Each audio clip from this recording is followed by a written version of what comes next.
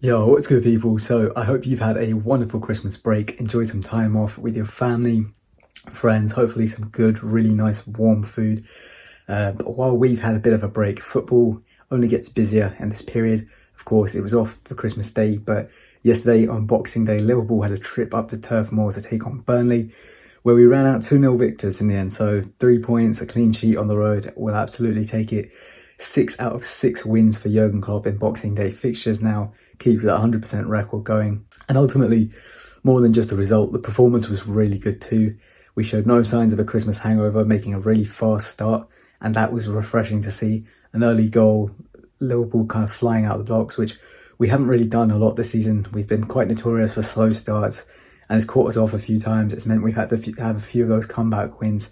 So to see us just be focused from the get-go, get on top of the opponent and really, get that early goals to show for it as well was brilliant. And of course, for it to land at the feet of Darwin Núñez, even better.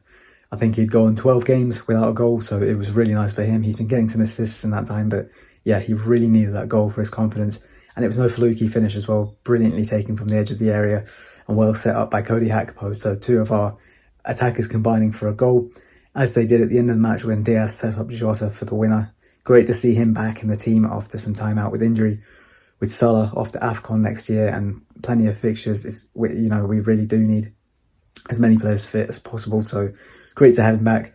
Great to see him on the score sheet as well. That's what he's so good at. He's a proper poacher. He just knows how to find the back of the net. Even if he doesn't get fully involved in the game sometimes, he will just pop up in those right spots. And yeah, something we've definitely missed in some recent games for sure. Overall, yeah, like I say, good performance as well.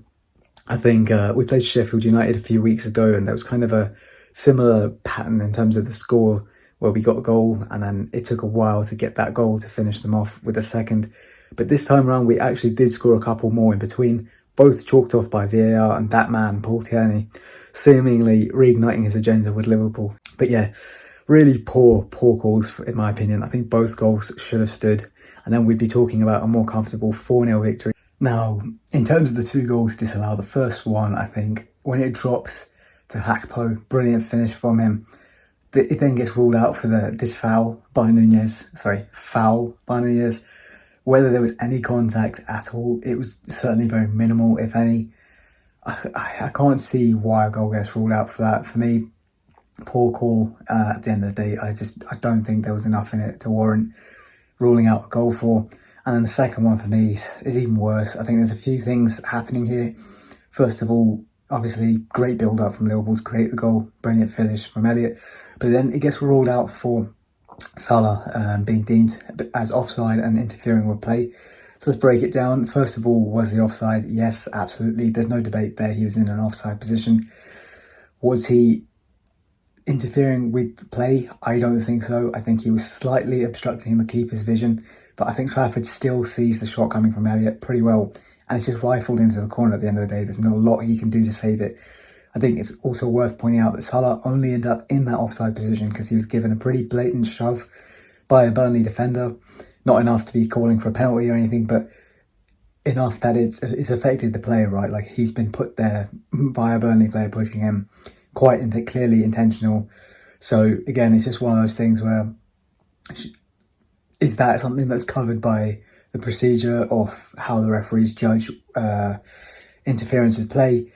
Can they use quite clear logic there that it's not off Salah's fault? And then, yeah, like I say, I don't really think he's interfering anyway. So I strongly disagree with the two decisions. Do let me know in the comments below what your thoughts were on them. Of course, I'm a Liverpool fan, so there's always going to be a little bit of bias in there. But from what I'm seeing from most people, it does seem like they are two calls that VAR has gotten wrong. And that's coming from neutral fans as well, and rival fans who do not like Liverpool saying the same. So, but yes, let me know what you think. But ultimately, it's cost us 2 goals. So when it comes to analysing Liverpool's performance and seeing how well we managed the game, how quickly we killed off Burnley, I think it's not of their own doing, because we did get those couple of goals that, like I say, wrongfully ruled out. One for Gakpo, one for Elliott as well. So would have been nice for their confidence. But either way, the boys got around to it in the end.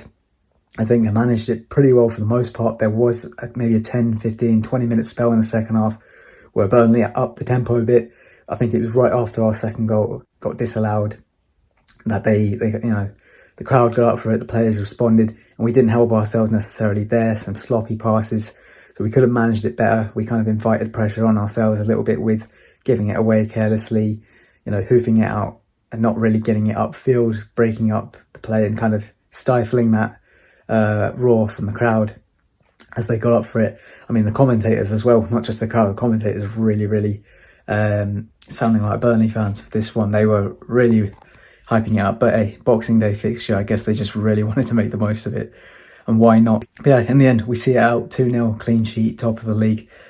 You can't complain with that, and we have now finally a few days off. It was a quick turnaround from the Arsenal game, considering 3-day break between the games, including Christmas, where I'm sure that the players would have gone to spend time with their family and wouldn't have been training or anything like that. So yeah, certainly a tight turnaround. Definitely would have taken any manner of a win there, but to get a good performance with it is obviously very positive too. And speaking of positive performances, I would have to say, for me, man of the match goes to Wataru Endo. Absolutely massive shout out to the guy. He has started 5 games in a row for us, I believe, in a short space of time. Quick turnover with no real opportunity for him to get shuffled much with Maka out injured. So that DM spot has been an area for us we really do need to fix going forward. But in the meanwhile, he has really grown and made the position his own. So fair play to him. He broke up, played really well, helped get us moving forward as well. And yeah, for someone who's played so many minutes, just really put in a shift, dug deep, and fair play to him. He's got to get my man of the match personally. Let me know in the comments below who you think it should be. But yeah, we now play Newcastle in 6 days. So that is it for Liverpool for 2023. Not the best of years, considering last season being very mixed for us, despite some big wins in 2023, but much better second half of 2023, and basically this season so far sets us up well for 2024. We will open home to Newcastle on January the 1st. So yeah, hopefully a much better year. Hopefully some trophies. 2022, the last time we won one, so not that long, but yeah, let's get some silverware in, hopefully starting with the League Cup. But yeah, onwards and upwards for the Reds. Hopefully we keep going, keep getting some players back off the injury books, and keep the rest of the squad fit for a big push in all competitions coming up. And until the next video, take care.